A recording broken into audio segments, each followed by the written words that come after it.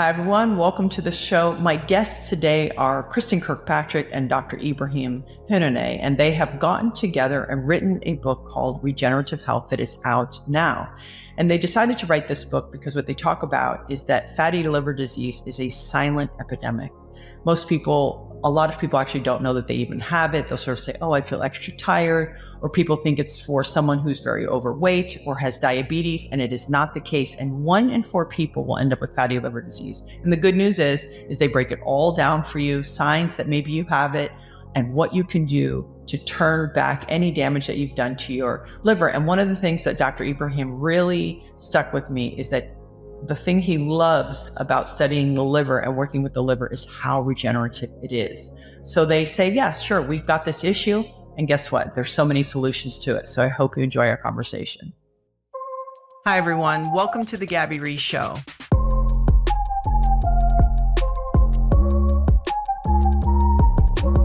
It's my favorite thing to interview 2 people at once far away. Okay. We're good at going with the flow. We are good. So let's start there. So your new book will be out, Regenerative Health, and just maybe give us the background on how the 2 of you decided to take this project on together.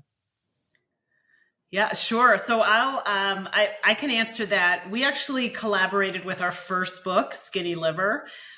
We were both working at Cleveland Clinic at the time. And I really wanted to focus on non-alcoholic fatty liver disease. I had so many patients and they had no guide. They had nothing to direct them of what to do. And I thought, I want to write the guide, but I realized I couldn't do it without a world-class hepatologist. So I met Dr. Hanouneh. I was able to shadow him for some time, which was fascinating to me. And that's how we connected.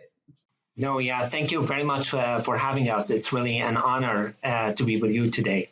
And yeah, I echo what Kristen said. It's been a wonderful journey to work with Kristen. And we chose specifically fatty liver because it's a disease that has no medicine. It's like a wise man once said, let the food be your medicine. That's a perfect example of fatty liver disease. I have seen in having all these conversations a movement of people like yourself and like Kristen, who one would say are traditionally trained, but then are sort of moving in this other direction and trying to bridge the 2 worlds of, hey, lifestyle and health and medicine. But I'm always more curious with someone like you who is well trained and, this is what you do, the willingness, because in a way it's not that it's a risk, but you have to be a bit of a pioneer to go, wait a second, let's get people to, have different lifestyle practices. So what about you and your past or your background kind of gave you that freedom to even have this conversation? I've always believed in, really, once again, let the food be your medicine. If we can fix it with lifestyle changes, wouldn't be way better than being on a medicine the rest of your life, considering potential side effect. Not to mention, lifestyle will, if you will, kill 2 birds with 1 stone, or affect several components of metabolic syndrome. When we, nothing against medicine, but, finding a medicine to treat fatty liver would be fine, but wouldn't be much better if I focus on lifestyle and affects all components of metabolic syndrome: diabetes, high blood pressure, high cholesterol, overweight, and as a result of fatty liver. I think, that would be big pictures or a good investment for the future. I want to get into the different types of metabolic profiles, but before we do that, I always ask a lot of my guests, because you guys see people all the time, and I know that we are actually equipped with the information. We have it, right? We know we need to get to bed. We know we probably shouldn't have sugary drinks. There's a lot of things we know, and I'm curious individually. And Kristen, I'll start with you. What is it that is stopping us? And you talk a lot about kind of emotional and mental health in the book, conversely with, metabolic health and microbiome and your gut health. But I just wonder, just from kind of a human part, what each of you is seeing that you really think are some of the most common reasons that it's so hard for the general population to get there. Yeah, it's really hard. I've seen that really throughout the course of 2 decades of seeing patients. And I think one of the things that people lose when they're trying to change behavior related to food is everything outside of food. So you specifically mentioned sleep as one aspect. I also look at social circle, environments, your childhood. I think sometimes we minimize just how much our childhood really kind of gives us a perspective of how we eat as an adult and how hard it is to change that. So we focus on food, but then we're not focusing on anything else. So I think that's one of the real hard things about behavior change. I also think sometimes we try to be less than human. So I always tell my patients, when you come to see me, I want to know what your non-negotiable is. And everyone's got one. It's typically bacon, right? Or something like that. But what's the non-negotiable? So I don't think that you have to give up the foods that you love. You just have to have less of them. And once we start getting really restrictive in some of our dietary patterns, it's so much more difficult to stick with them. And we end up taking on foods that we don't enjoy. And we're not looking at our cultural preferences, our personal preferences. All of that is really important. So we have to look at everything that surrounds why we put something on our plate and examine that first before we're going to look at behavior change. Yeah, if I may add, Kristen and I were talking yesterday about a study that looked at all sorts of diet to treat metabolic syndrome. They looked at the keto diet, the low carb diet, the Mediterranean, etc. And it turns out the most effective diet to fix metabolic syndrome or fatty liver is a diet that you're going to be able to stick to it because this is a long-term journey, and you got to find the healthy diet that you like by the end of the day. The other things, if I may add, it turns out it's way more effective if you do it as a team, meaning as a family. It gives you a little bit more incentive to do things and become more successful.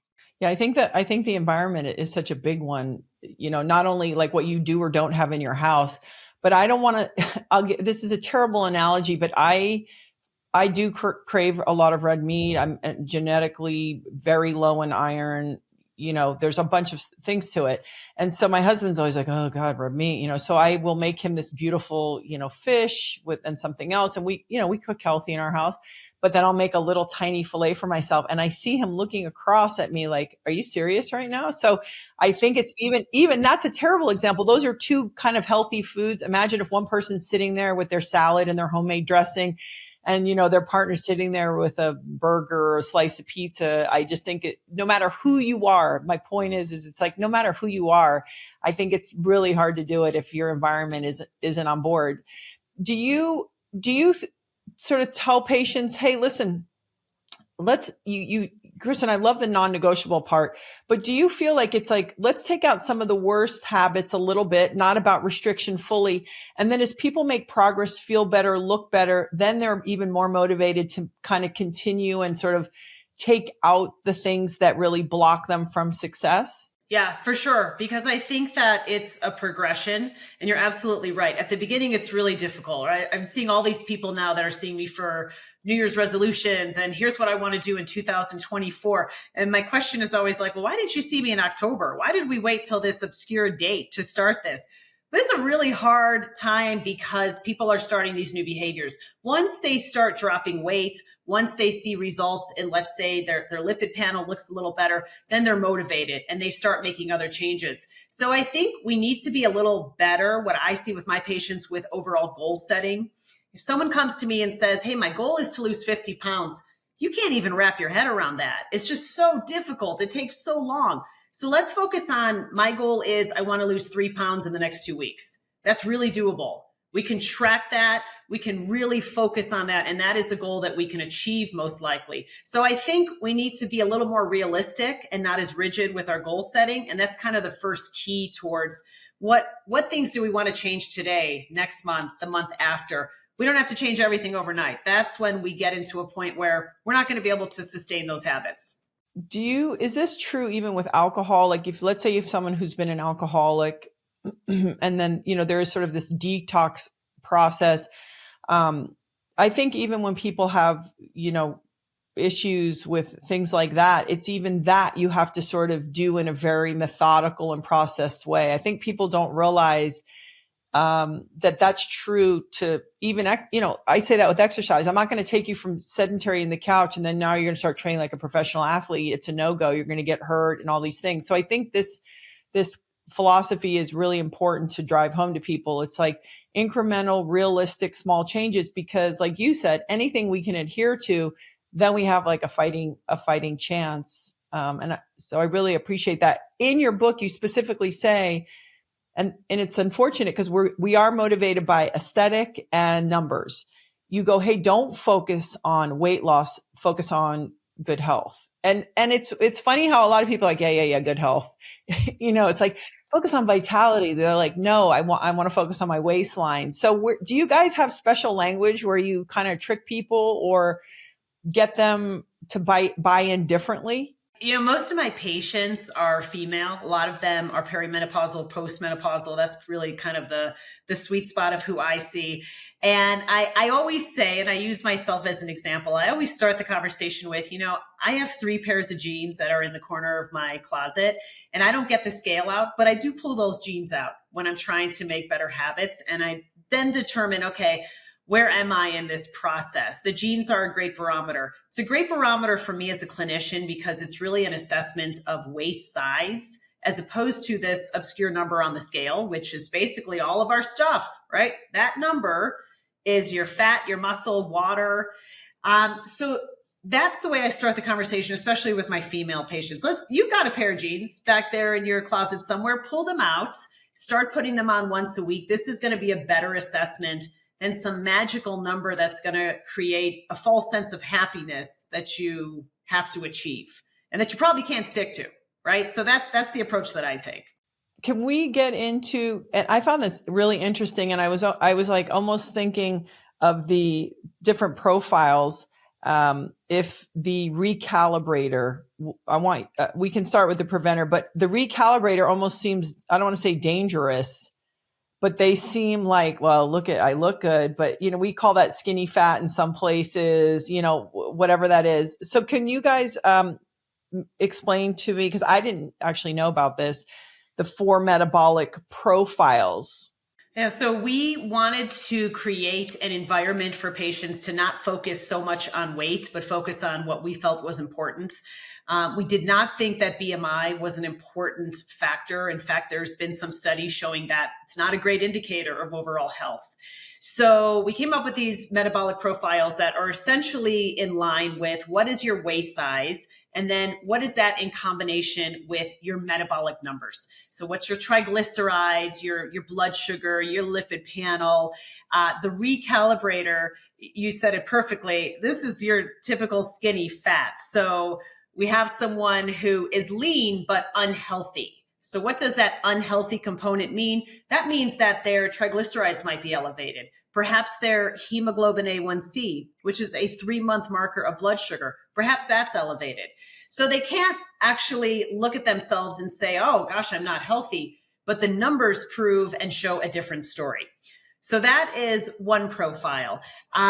If you look at the preventer, that's healthy and lean. So again, this book is meant towards people who want to prevent skinny liver. So your numbers are great, you're lean. And then we have the opposite end of those. So we have someone who really needs assistance, the regenerator, unhealthy, unlean. So waist size, if you're a female, is over 35. If you're a male, it's over 40. And you probably have at least 2 or 3 or more factors metabolically that are going on that put your health at risk, make you more prone to fatty liver. Fine tuner, healthy, and non-lean. So, those are just the 4 ways of which we wanted people to look at themselves versus, okay, I'm this weight. My doctor told me I'm obese or I'm morbidly obese. I felt awful when he said that word or she said that word. What does it mean for me and how I approach my overall metabolic health based on me as an individual? So even though it's a book, we try to be as personalized as possible. And this is our way of doing it. If I may comment on one group, which is the lean and unhealthy, Quite honestly, we see there are some probably genetic component to that, and I make sure I reinforce that point with my patients. It's not all your fault. Some of us had unfortunately genetic makeup that set the stage for metabolic syndrome, diabetes, high blood pressure, high cholesterol, etc. But there are things that we can change. Can't change your genetics, but can change your lifestyle, get that diabetes under better control, etc. We see that specifically in certain cultures and the Asian population, patients from India. We see it quite common where you see lean, but have metabolic syndrome. They're still at risk to develop fatty liver, and they need to pay attention to those patients. Again, I know you don't want to overgeneralize. I'm just curious. Do you think in those cultures where maybe they eat less, so they're not, I feel like in the US, it's like our plates are huge and we're just down to eat a ton, where other cultures, Asian cultures, Indian, you see there's sort of, culturally there's a modification. They're not eating as much, but maybe if they're high inflammatory foods, like a lot of rice or certain things that's maybe why that's happening. Yes, spot on. The short answer is yes. That's certainly a factor. We've noticed increased consumption in rice in particular, like you mentioned, in the Asian culture. So less food, but probably the quality of food isn't that great, and it's very rich in sugar and carbs. If you put that on the top of genetic makeup that set the stage for metabolic syndrome, fatty liver, I feel that's play a significant component. Doc, I understand why you focused on the liver, but Kristen, what is it in, because you'll see people and you guys talk about the microbiome as well. But this is really about using the liver and fatty liver disease as a litmus for health or making changes and things like that. What was it that you decided, okay, this is where I'm going to focus on this book? Really, my attention came to the fact that I had people that were coming to see me that referred to themselves as having a little bit of sugar problem. And typically what we find is that they were slightly insulin resistant. So they weren't at the point with their numbers that they were diagnosed as a type 2 diabetic, but they definitely have some challenges with insulin not being sensitive enough. And I think what really prompted me to look at this were the people that came to me too late. And they were already, let's say, 10, 15 years into fibrosis, some of the middle stages of fatty liver. They had never looked at their liver as any aspect of what was going on within type 2 diabetes or insulin resistance. And now they came to me because they were scared and the fear factor was really setting in. So I really wanted to take the opportunity to kind of reach people before we get to these stages. The liver is resilient. It will take a beating, and it won't even really give you symptoms until it's well on its way towards more significant disease. So I didn't want people to have to wait to that point. I didn't want to have people sit across from me because they were fearful because their doctor figure out they have fatty liver and now everything's kind of like going haywire. So because it's so preventative and because we can reverse it so significantly in those first few stages, I really wanted to take the chance to grab people before they get to those latter stages.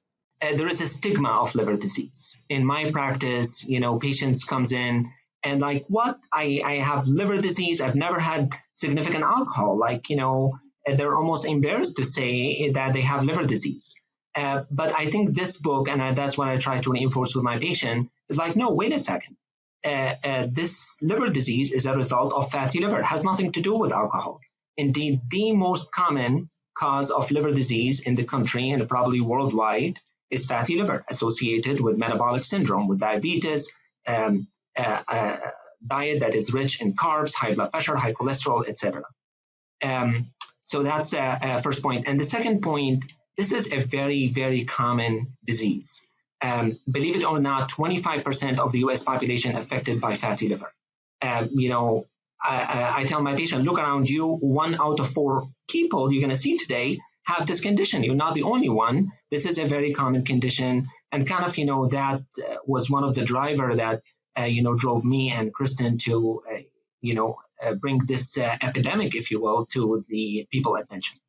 It's important to note as well that there are no pharmacological treatments for this. So I think really that was probably our largest motivator. Let's get something out there that can help people from a lifestyle perspective, because right now we don't have any other option.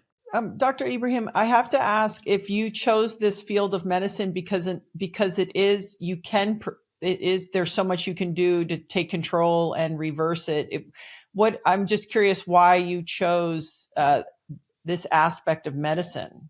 I've been always fascinated by the liver capacity to regenerate. Indeed, there is no other organ in the body, like an internal organ, that regenerates other than the liver. And I'll give you, Gabby, a quick example. We do live donor liver transplant where you take a piece of of the liver from a loved one, and give it to a patient who needs liver transplant. If you scan the donor and the recipient, just a few weeks after the surgery, the liver is back to the original size. It's almost like a science fiction, and there is no other organ in the body that does this other than the liver. The mechanism is poorly understood, and there's a lot of research going behind that. Hopefully one day we'll be able to learn the mechanism of regeneration, and that will change the face of medicine, quite honestly. And that's the reason why fatty liver is treatable and reversible. So I've been always fascinated by the liver and the capacity of regeneration. And that's technically what drove me there. Can you just spell out for people sort of some of the basic ways that, the liver impacts, like when we have fatty liver, all the things that it can impact in our health? Because I think sometimes we think of liver as something, yes, maybe we've learned if we're eating tons of things without fiber that have sugar, it goes straight to the liver versus through the gut, or alcohol. But maybe I don't know that we realize like how the liver then impacts the rest of our health. Yeah, no, great question. I honestly, to put it in a simple way, I like the analogy of the liver is a TSA gate. You go to the airport, you got to stop by the TSA before you get in. And the same with the liver. Anything comes to your body has to stop, filtered by the liver before it gets in. It's really the first defense, if you will, before anything comes to the body. So when the liver is overwhelmed with fat or disease of any kind, the security gate is broken and some of the bad guys going to get in. And when they build up in the system, they will eventually cause a problem. That's why I always say fatty liver is not just a liver disease, it's a multi-system disease. For example, if you do have fatty liver, you probably at slightly increased risk to develop heart attack and stroke. The most common cause of problems in patients with fatty liver is heart attack and stroke. Patients with fatty liver are at risk to develop cancer. Not just liver cancer, but even cancer outside the liver. That speaks volume that the liver really impacts our entire body, to your point. What about stress? Like you have people who are really busy and they're high performing and they're probably extra. Let's give it a perfect case scenario. They're moving 3-4 times a week. They're eating relatively healthy. I'm always curious about stress and how that impacts parts of our body and our overall health. Do you ever see it directly on the liver as well? We did talk about that briefly in our book about the impact that things like cortisol, which is that stress hormone, and what really chronic stress can really provide. Now, the other thing that stress impacts that is direct to the liver is increasing inflammatory processes. So, I was listening to a podcast recently that Deepak Chopra did, and I thought it was so fascinating what he said. He said that inflammation is the pandemic of our times. This is what we need to focus on. And he related it back to trauma and stress. And so he said anyone that has experienced trauma, whether that's acute or it's trauma from any aspect, is most likely to be inflamed. So we know that the release of cortisol, we know that chronic stress that is not managed through any means is more likely to cause inflammation. So as inflammation is the base of any disease, it has a direct impact on the liver and is especially harmful when the liver is already insulted by the replacement of healthy tissue with fat. So I think there's like some kind of give and take that we can see that, yes, inflammation will impact the liver, and a fatty liver will be more likely to cause inflammation throughout the body. But getting your stress under control, whether that means just meditation or taking a walk, all of my patients have different ways of managing stress, can really have a nice direct impact, not just on the liver, but in terms of your eating habits as well.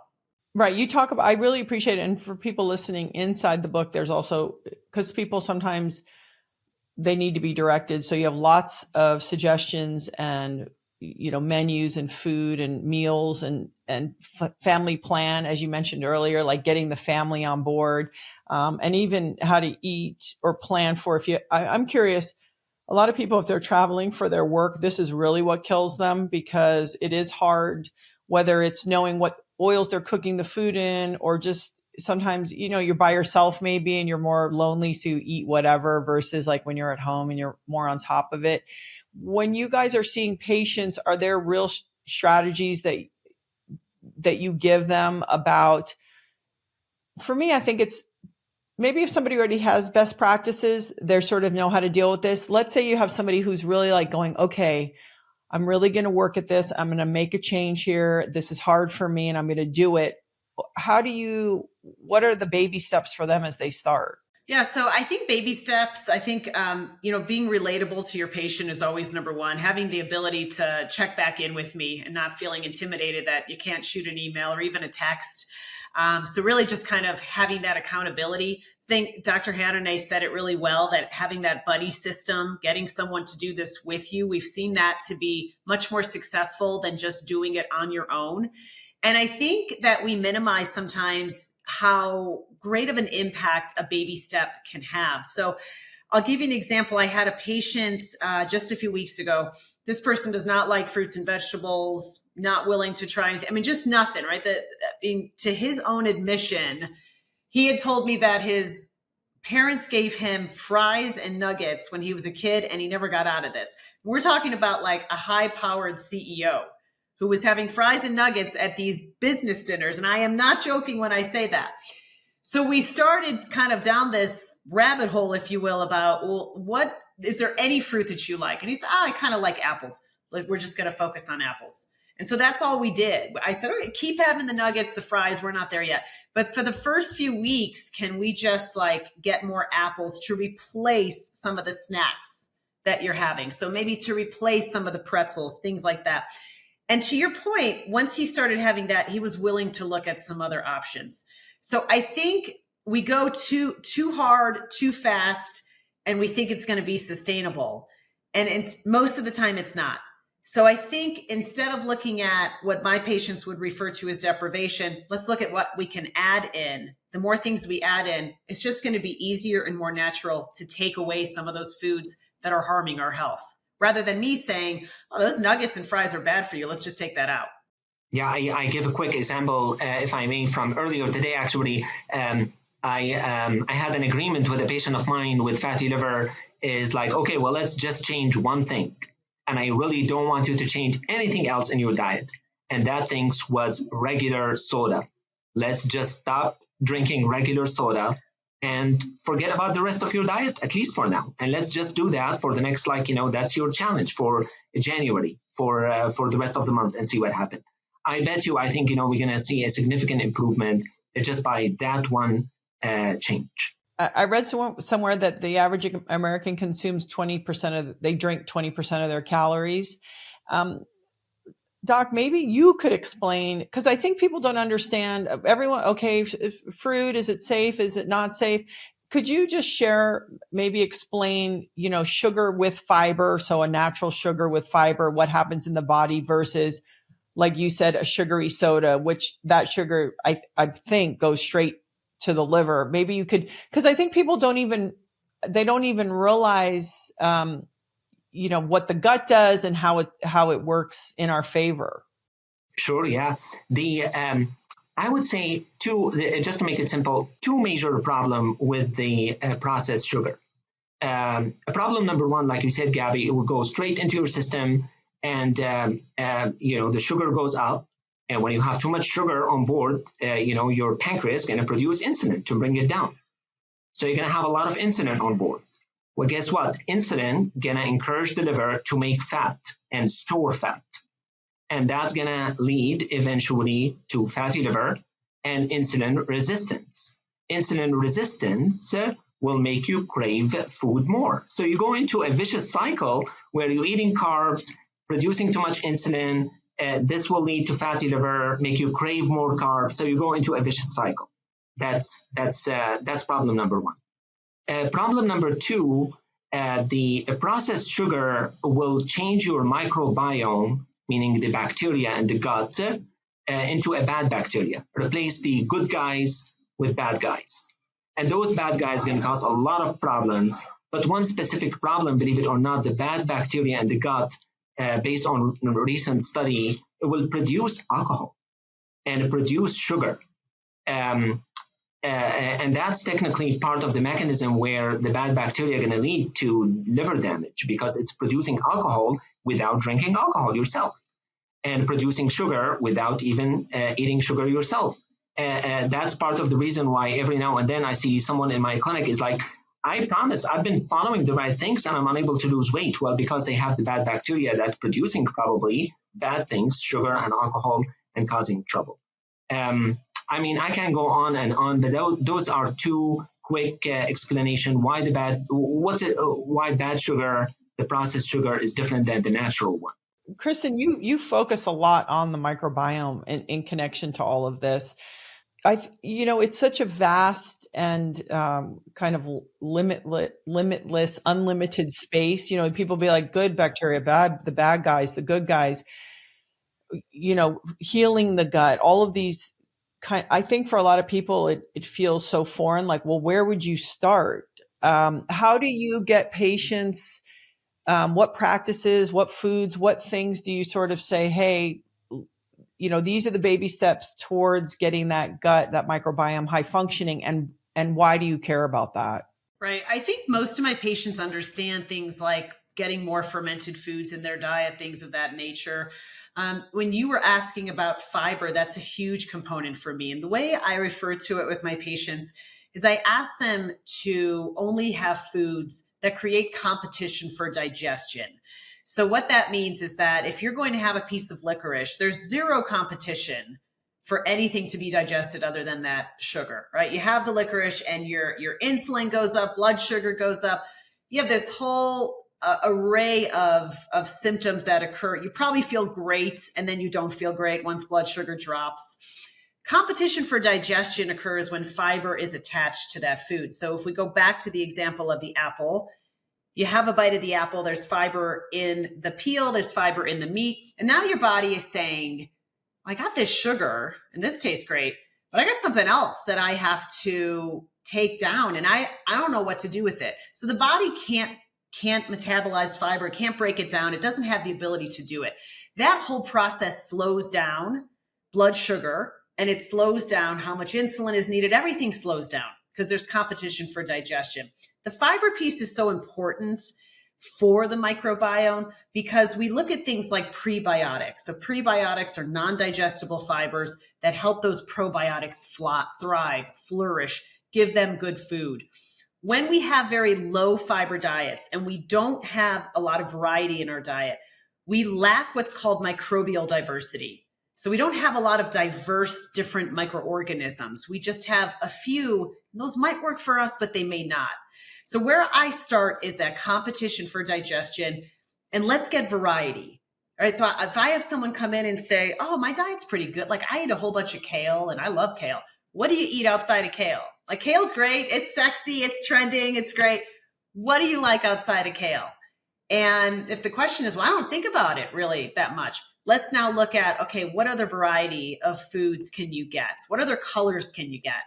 How about some spinach? How about some broccoli? How about some Brussels sprouts? So getting that variety can lead to microbial diversity. Microbial diversity, we know, helps in healing the overall microbiome.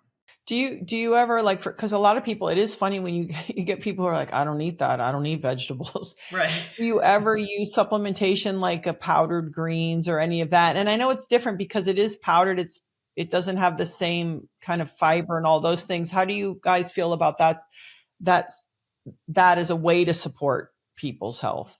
Yeah, I think that it can be a great way to get some nutrient density in while someone is trying to increase some of the variety in their diet. I think what really matters, and this is why I really want my patients to bring these things physically to me, is looking at the ingredients, right? So finding things that have something as close to nature as possible, and really trying to find ones that don't have a lot of additional supplementation. So the greens might be a great idea, but then when you have all these other vitamins coming in with it, or potentially herbs that could interact with already medications that they're on, then it can become a little bit more problematic. So the more true to nature we have, the better the approach. I'm not a huge fan of having it as a long-term solution. I think that it's a great thing that we can focus on while we are really trying to get more produce, more fresh foods into our diet. Dr. Ibrahim, I'm curious, another really confusing thing for a lot of people is, natural sugars, or, it's like, oh, stevia, it's good, it's bad. Could you share, which things still impact the liver? Because they're getting quite fancy on where it's like, oh, it doesn't impact your blood sugar, but somehow I would be interested to know, does it conversely still impact the liver? The main things would be changing the microbiome, be honest with you, with that kind of sugar. And that changes in microbiome will eventually lead, like we mentioned, to liver damage, because the bad microbiome, the bad bacteria, the bad guy is going to produce some substance which affect the liver. I tell my patients everything in moderation. I would always go natural. Natural is the way to go when it gets to sugar and pretty much everything else. But if you really, really like your stevia, probably okay, but in moderation. And because it will eventually lead to changes in your microbiome, and those changes can cause damage to your liver, or can make the recovery from liver disease difficult, or possibly, or maybe impossible. So when we say natural, you're saying real honey, brown sugar, like what? Because again, people, they're confused and overwhelmed with not only a ton of options. My favorite is like sugar alcohol. It's like, are you guys kidding me? When you you mean whatever is in the food and go for that. But if someone goes, hey, I want to put a little in something, do you prefer a certain type? Yeah, I would say, when I say natural, the natural sugar in food, fruits and vegetables is a perfect example. That would be okay. But if you'd like to add, sugar every now and then, I think that would be fine. We actually, in our book, we staying away from the keto diet. We don't like to say no sugar, or number one, because it's very difficult to stick with very low sugar. And number two, it turns out if you stick with keto diet or low sugar on the long run, that may cause problem. So technically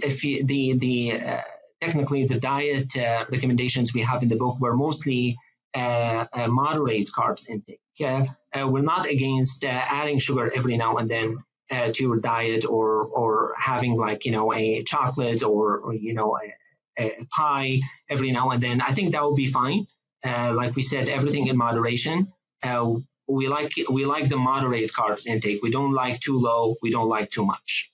It's almost like if people get that lifestyle component right, then they're not going to get killed by a birthday cake night or something. The way if someone's already kind of on this threshold where every little thing they do irritates their body, versus, you're working out, you're eating overall really well, that, okay, these things like a chocolate or a piece of cake isn't going to kill you. I'm curious about the keto component. If someone goes too long on keto, what are you seeing? Inflammation, or what are you seeing that shows up that it can be damaging? We looked at some of the data on keto, and it was really the sustainability of keto. So I think we definitely need more research on really, if you're staying on keto for over 18 months to 24 months, what does that look like? There are some really positive aspects of keto long term. There's no doubt about that. I have plenty of patients on it that have completely helped their cholesterol become normal without pharmacological approaches. What we were seeing is it's hard to stick with.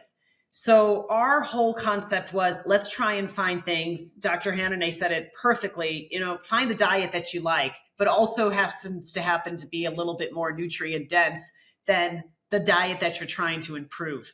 So it's the sustainability of keto that was a little concerning for us, that most people can stick with it 3 to 6 months, but then they tend to go back based on the data to their old habits. What are the things that you're saying, hey, to people, if you're going to have it on your plate? Vegetables obviously are carbohydrates, but maybe you could just share some of your favorites. And you really break this down so easily in the book when you're leading people to carbs, because I think you have a group of people that think carbs is bread and bagels. And then you have another group that goes, well, no, that's rice. And then you have another group that realizes like actually vegetables and sweet potatoes. So where do you guys educate people on when you say carbs? Yeah, we really took the approach of looking at digestible carbs or net carbs. And that is the amount of carbohydrate that the body is actually going to digest, metabolize, etc., after we deduct certain other compounds, such as fiber. So because fiber is not digestible, let's just say for even numbers, you have a pasta that has 10 grams of carbohydrate, 5 of which are fiber. Only 5 grams of carbohydrate will actually be digested because the body can't digest the fiber. So we did take a net carb approach. The regenerator is going to have a different carb approach than the preventer, for example. But what we're really focusing on at the high level is complex carbohydrates. So looking at, okay, let's look at having more whole grains. If you have white rice, let's just make the swap for brown rice. But depending on what your metabolic type is, that's when we would be more specific on amount. So someone who is insulin resistant or type 2 diabetic and has all these other components going on in health, they might do really well with a lower carb approach versus a moderate carb approach, which is about 45% of total calories. For someone who's just the preventer, just wants to, notices that they're getting older, perhaps they're menopausal, they're noticing that 3-month marker of blood sugar is just creeping up a little bit. Maybe I want to kind of taper down and have a little less carbs, but still have a lot of nutrient density. So we're talking complex carbs, obviously cruciferous vegetables, which are very high in fiber. We're talking about things like nuts and seeds, which nuts and seeds can have some carbohydrate in them. But what we're trying to do is not become people that are fixated or, dare I say it, obsessed with the carb count, but rather looking at what's the nutrient density and how much carbohydrate is my body going to be forced to process based on my other health indicators.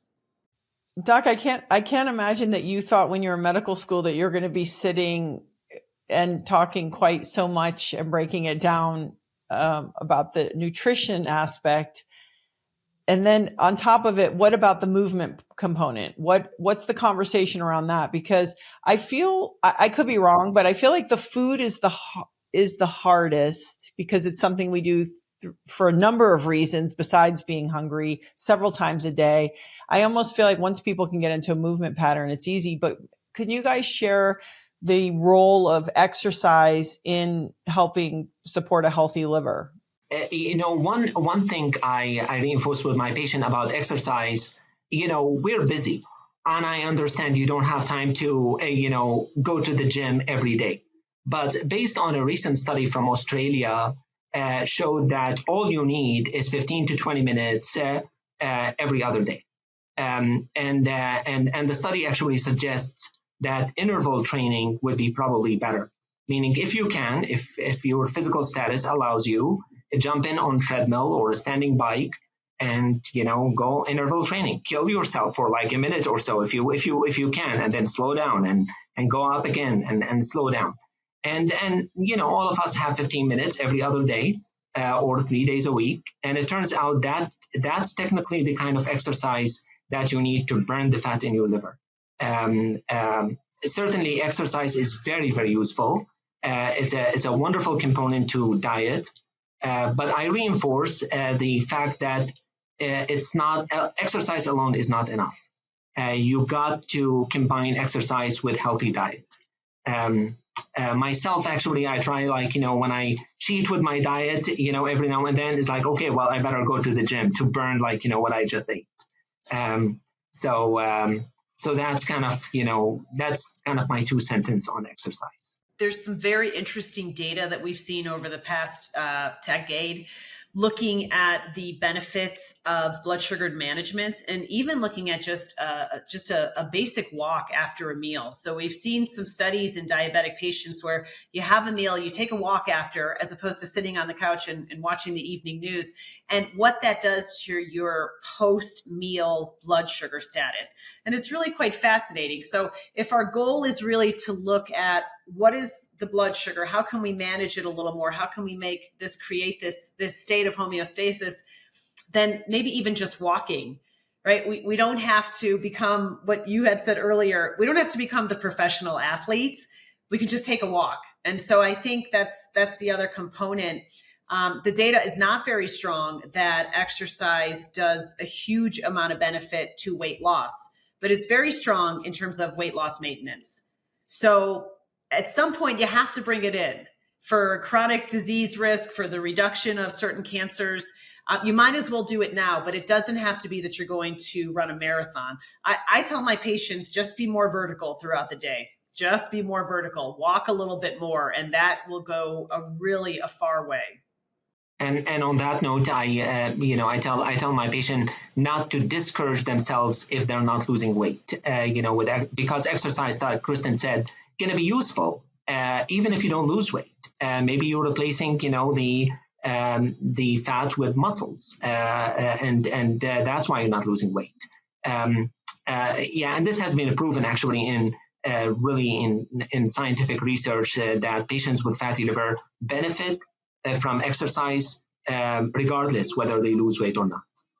And it's funny too, because I think when you train a lot, people have to realize sometimes you eat a little more if you're more hungry, whatever. But also, I feel at times you can get more watery. Your muscles can sort of get watery. I think we get, especially women, and you said that earlier, Kristen, we get so afraid we're so fixated on numbers.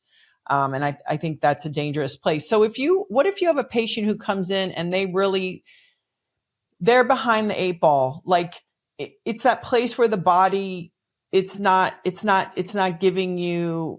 working the way it's supposed to. So everything is harder, right? Like getting the benefits from eating or moving, it's harder, all of these things. Is there a way, do you sort of make it a little more drastic or dialed in for them for an extended period of time to try to get them into momentum?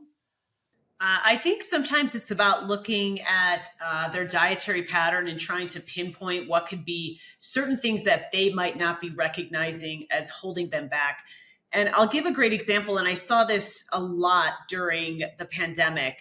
I had all of these patients come to me, again, mostly female, and they would say, gosh, I'm doing everything to lose weight. It's not working. And at the end of it all, I realized that it was that glass of red wine every night that really was killing it.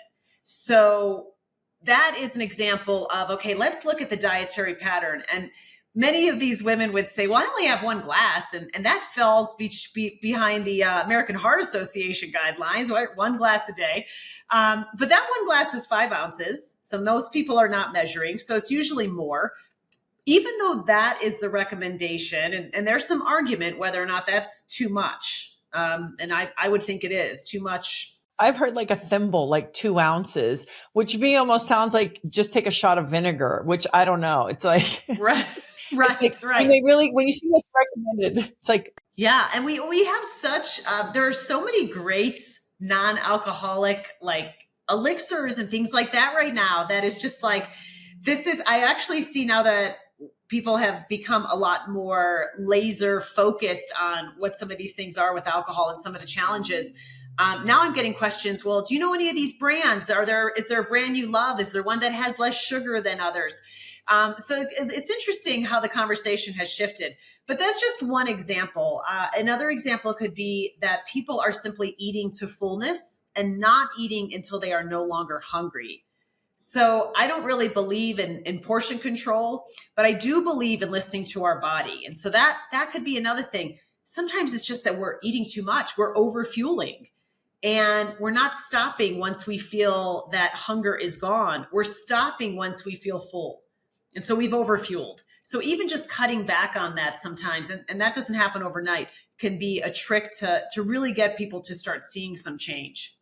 What about hydration in all of this? How is there a way that sort of diluting things or making sure you're hydrated is, I mean, I know it's great for your body and all of these things, but is there some role that plays with the health of your liver?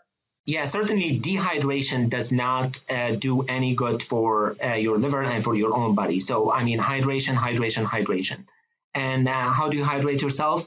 Well, stay away from the sugary fluids, if you will, and water, probably natural water is the way to go. And but on that note, I can bring one thing that will be beneficial to the liver, and it may help a little bit, which would be coffee. Coffee, actually, I mean, people ask all the time about, like, what can I take to help my liver? Herb supplements, water, hydration, etc. But really, the main supplements, if you will, that has been proven over and over to be beneficial to the liver would be coffee, black coffee. Ideally black, don't mix it with anything if you can, and 2 cups of coffee a day. You don't want to overdo it because it may drive the blood pressure and the sleep and stress and other things, obviously, out of control. 2 cups a day of coffee, that's probably the way to go to help your liver, prevent fatty liver disease, and even help reverse fatty liver disease when it's present. And we have some studies showing that dehydration sometimes can be confused for hunger. So even just staying hydrated can be really beneficial in if we're trying to kind of control our intake throughout the day. Dehydration, really, sometimes my patients will say, oh gosh, I thought I was hungry, but I wasn't. I was just dehydrated. So it's another reason why it's important, amongst all the other reasons why hydration is so important. Are there, you did say the coffee, but are there any supplements that you go, hey, these are really, they do a lot of good loving on your liver? Other supplements would be vitamin E. There are several studies on the use of vitamin E in fatty liver. It turns out it decreases fat in the liver and it decreases inflammation as well. It's antioxidant, so it's not surprising to do good for the liver from that end. We don't like to take vitamin E long term. We like to take it short term. Because it turns out long-term use of vitamin E can potentially lead to long-term side effect, but short-term use would be just fine. Those are the 2 main supplements in my practice that has been shown to be beneficial for fatty liver. I typically will recommend omega-3 fatty acids. Most of the liver studies do focus on the marine form of DHA and EPA. ALA is great as well. So if you can look at algae oil or some vegan versions of that, if you're vegan, it's fine. But DHA and EPA have been found to help reduce fibrosis in the liver if you have non-alcoholic fatty liver disease, because fibrosis is kind of in that middle stage where you're starting to get inflammation, you're starting to get the replacement of healthy liver tissue. Omega-3 could have a great impact there, especially if you're someone who is not eating fatty wild fish. I think the recommendation is 2.5 days per week. I don't know where the half comes from, but that's the official recommendation. But if you're not eating enough fish, definitely an omega-3 fatty acid supplement. And on that note, it might be worth mentioning what supplements not good for the liver or not beneficial to the liver. I see it in my practice all the time. patients ask about milk thistle and milk thistle and the liver. I don't think milk thistle is bad for the liver. I just don't think it does any good. It's been studied in the management of fatty liver disease and really didn't do anything. So that's one very popular, if you will, supplement out there that I think, it's overused or overestimated. And then there are a lot of supplements and herbs and things purchased online that detox your liver, etc. I would say, they're not scientifically proven. Every now and then I do see liver damage from those supplements. So be careful out there. Just stick with the stuff that are really has been studied and proven and regulated. I wouldn't just go and purchase things that are unregulated because they may cause more harm than good. Kristen, you probably hear this more often. People will do cleanses and then it's like the 8th day and you're going to do a liver flush, right? Right. A half a cup of olive oil and grapefruit juice or whatever, and then lay on that side and suffer through the night. I'm just curious. Let's say things are healthy, everything's good, and people are trends and things like that. They come and they go. When that shows up, how do you feel about that, or the best way to do that or not do that? Right. Well, so because we're always really looking to follow the science, we don't really have any data, definitely not strong data, long-term data, any randomized control trials that show that some of these liver cleanses actually do anything. So really at best, it's going to be neutral. There will be no effect whatsoever. At worst, you could have some electrolyte imbalances. You could have some damage, especially if you're doing it on a more frequent basis. The liver is in the body for a reason. We didn't talk about it. We've talked a lot about sugar and fat and everything like that. But the liver is, and Dr. Hanouneh said it great when he talked about being the TSA. It is the place that detoxifies everything that comes in that needs detoxification. So it's not just alcohol, that's a toxin. We have toxins coming into our body all the time. And the liver is responsible for breaking that down. So as long as we're taking care of the liver, we don't need a liver cleanse to kind of boost that, to help that. And we don't have the science supporting it. So if we don't have the science, I would rather my patient take the $100 or more that they spent on the liver cleanse and head to the grocery store and get some great vegetables, right? That's a better idea in my head and a better investment in health. Again, I am somebody who has some distance. I've been in this a really long time, but I try to look at it through the lens of somebody who's trying to start best practices. And I think, oh my God, they're coming at you not only with, okay, eat like this, not you, but the idea of being healthy, but it's like, oh, but don't eat that because that's not organic. And like corn is, the most modified food. And now we have, everything's GMO or there's plastics in the water. And it's all these things that I think I don't want to say they paralyze people, but instead of step by step, like what you're talking about, I feel like they go, oh, why bother? It's all, not going to work anyway. I'm curious about two things. One is, do you direct people towards like, hey, listen, it does matter what vegetables you're eating. Try to get organic. Because again, maybe less detoxing if things are sprayed or what have you. I wonder if you have to go that far into the conversation with people.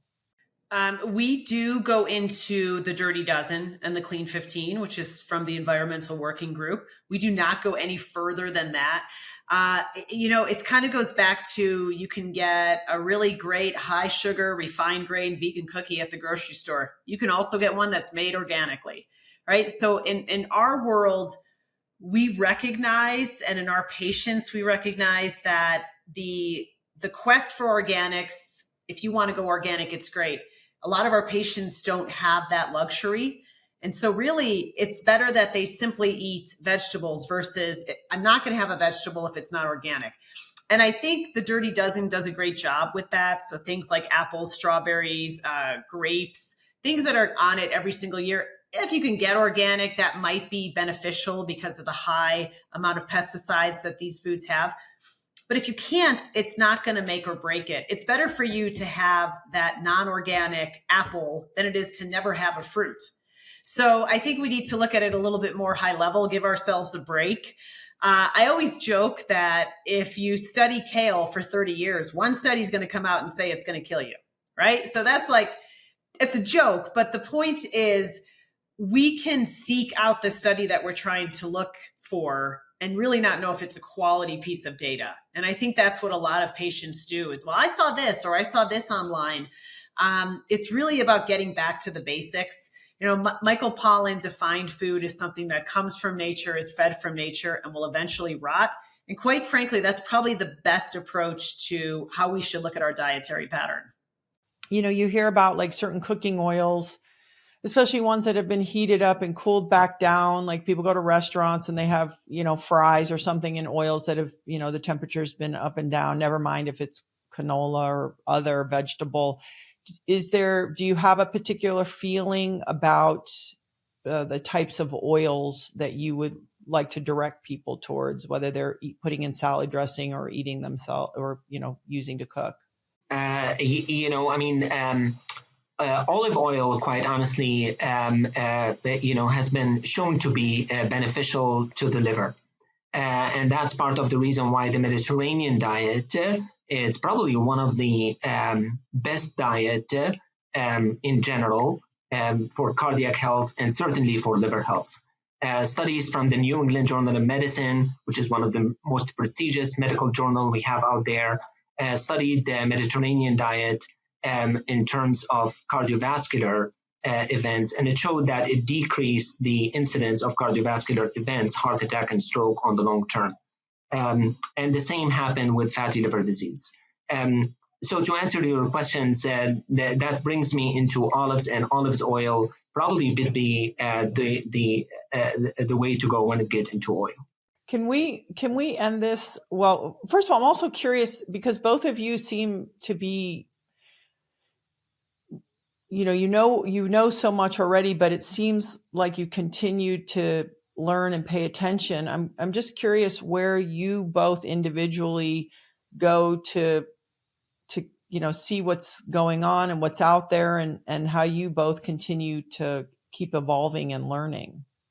So I think, I don't know if Dr. Hanouneh would say this, we're both products of the Cleveland Clinic. So I feel like most of the time when we work with patients, we were looking at journal articles, we were looking at what was in the data, what were the studies that were coming out on any given week. And I continue to do that. If I'm presenting, I want to start off with, hey, this study came out today, and here's the breakdown of what it looked like, and here's the interpretation that I can provide that might help. So I think the data is always the most important aspect. I think we also always have to have our eyes open to misinformation that's being provided, because a lot of times I don't want to be the first person to hear about it when a patient brings it up to me. Hey, this trend is going on, or I heard you should drink this juice and this is great. So just being aware of all of those things that really are touching our patients' lives, and trying to help them to make the best decision that makes sense for them without having them feel that they're being deprived or told how to eat. I echo what Kristen said. I'm also actively involved in research for fatty liver, both on the diet side and the pharmacological side to treat fatty liver disease. But above all, quite honestly, I learned the most from my patients. I feel like, every day that is like they teach me something. And that's priceless. I think I hear that a lot, that the patients, the openness, exchange back and forth.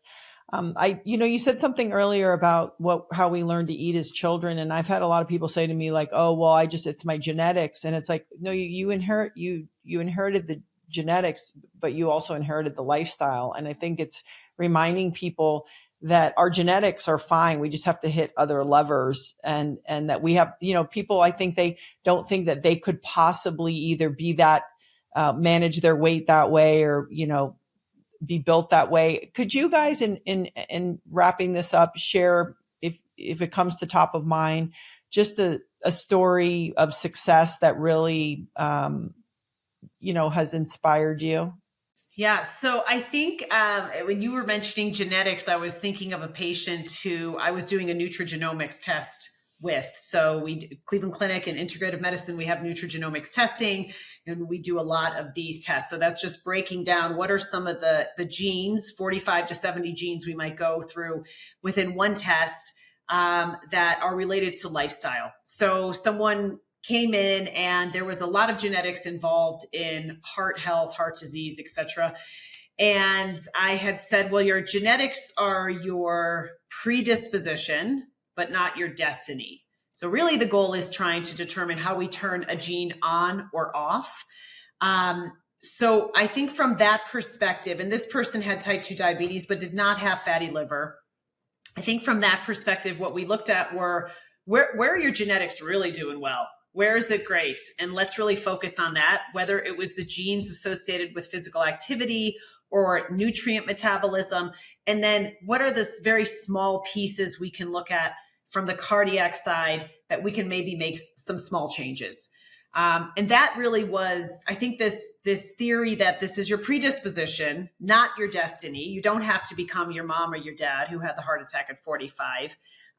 You're more likely than someone who doesn't have those genetics, but it doesn't mean it's going to happen. So what can you do? What can you take control of where you can control that within yourself and try and prevent what you saw come before you? I can think of story just happened recently where a patient of mine had fatty liver disease and unfortunately was diagnosed at later stage where she already had advanced liver disease and wasn't doing too good.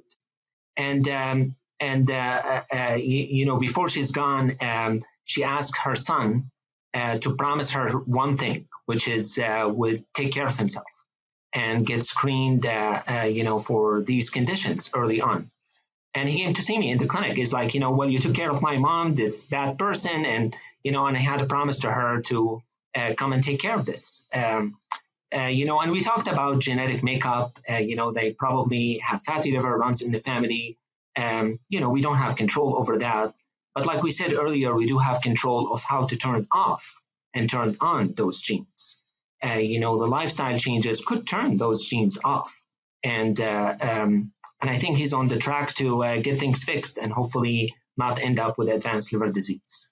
Is there any kind of final invitation or something I missed that feels really that's on either one of your minds that it feels important to remind people or invite people? Yeah, I think when we think about this book or we just think about our own practices and who we see on a day-to-day basis, I think it's most people will assume, well, I don't have anything wrong with my liver, so I don't need this book.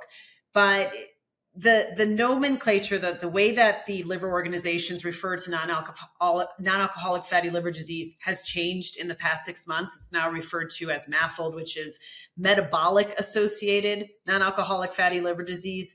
Anyone that is really struggling with any component of metabolic health, whether that be high triglycerides or an elevated waist circumference, whatever that is, this is, maybe an approach that they want to consider. So I think a lot of times when we think about the liver and what we're trying to communicate, we never want to be doom and gloom. That's why I said it's resilient. It's really going to work for you if you work for it. But I think this can impact a lot of people just from the fact that a lot of people have diabetes or insulin resistance, et cetera. This can be really a really proactive way to prevent ever having to see someone like Dr. Hanouneh in his office because you've gotten to that point. Yeah, no, I guess the big teaching point is that this is a very, not to be alarmist, but this is really common problem. I mean, this is a fact that 25% of the world has fatty liver disease. That's obviously a huge problem, but this problem is exacerbated by this is a silent disease. It does not really have symptoms until it's too late in the game, and we don't want to wait too late. And that's where it comes into screening. If you know of someone, loved one, family member, friends, family with type 2 diabetes, high blood pressure, high cholesterol, overweight, unhealthy lifestyle, make sure they get screened for fatty liver when they see their physician during annual physical, physician or dietitian during annual physical. That's, I feel, the big teaching point. And even kids now can suffer from fatty liver, correct? Yes. Yeah. So I'm just saying, sometimes I think, oh, it's like, 30, 40, 50, and just remember people, especially depending on their nutrition, I think, just to remind people. So I really appreciate your time, and I appreciate that you guys collaborated again. The book is Regenerative Health. I think for me, what I also took away from, besides tons of information spelled out, was this, the notion of regenerative. Both of you are approaching this from a really proactive and hopeful point of view, which I feel like is the only way that it keeps us motivated. I know sometimes people are afraid and they get going, but I think of this idea of like, no, you can really improve this, is really powerful. So thank you. And I know it's a lot of work and you already are doing a ton of other things. So thank you for doing this and putting it together for us. Thank you so much for the opportunity. Thank you very much for the opportunity. Yeah, we're honored to be with you today. Thank you for listening to this week's episode. If you want to learn more, there is a ton of valuable information on my website. All you have to do is go to GabrielleReese.com or head to the episode show notes to find a full breakdown with helpful links to studies, research, books, podcasts, and so much more. If you have any questions, please feel free to reach out and send them to @GabbyReese on Instagram. And if you feel inspired, please subscribe. I'll see you next week.